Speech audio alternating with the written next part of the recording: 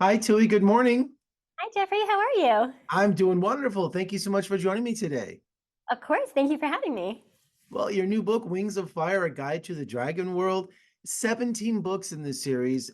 I was always thinking, Tui, is it going to become ever too big for you to handle and keep track of?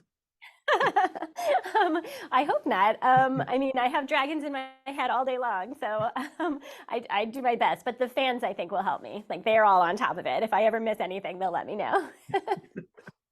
And so, what's the secret of success to this series? You have this connection to the young audience that just make these so popular. What do you think your secret is? Oh, wow. I mean, I think it starts with the covers because my artist Joy Ang does such a wonderful job that it makes the kids want to pick it up.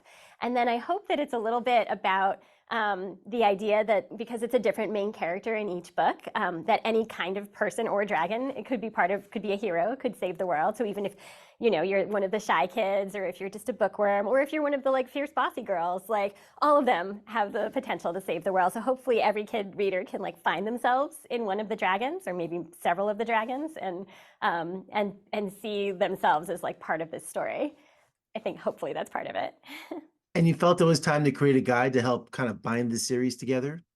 Yeah, exactly. I mean, kids have been asking for this for a little while. They wanted something that would just be, sort of the nonfiction version of the Wings of Fire world to give them what is what are the details of each of the tribes, each of the kingdoms, what's the geography, the history, and then because I couldn't help it, I included a lot of stories, sort of to tell you things about the characters that I couldn't fit into the books, or things that answer questions that the kids have had for a while.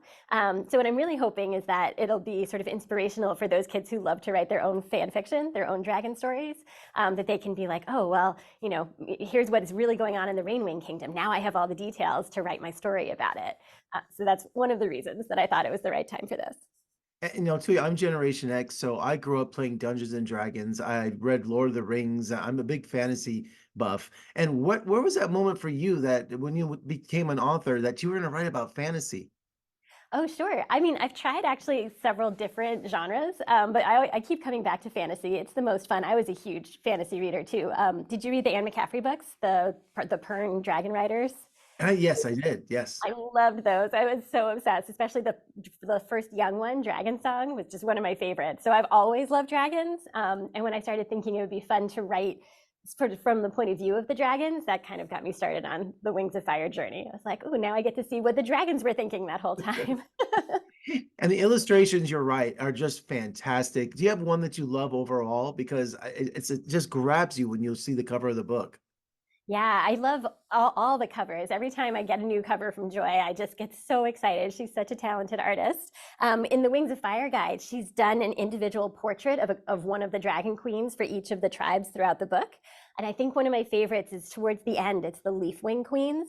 So you actually see the queen and then like this young princess who's going to be queen one day. And they're in this like amazing sort of tree house where it's sort of her palace. And it's just such a beautiful painting. I'm so in awe of her talent. She does such a great job with them. And what about your interaction with the fans? I mean, they must just shower the love right back because they're so enthusiastic. Are you active on social media, book tours?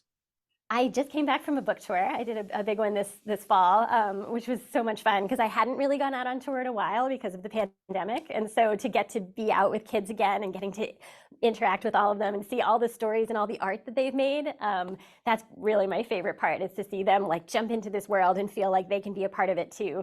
That's exactly what I want, is for them to be part of it. And I'm so grateful to them for like all of their enthusiasm and their love for these dragons. It's really cute. Oh, and also fans are expecting something new, maybe? Can you dish any what's happening next?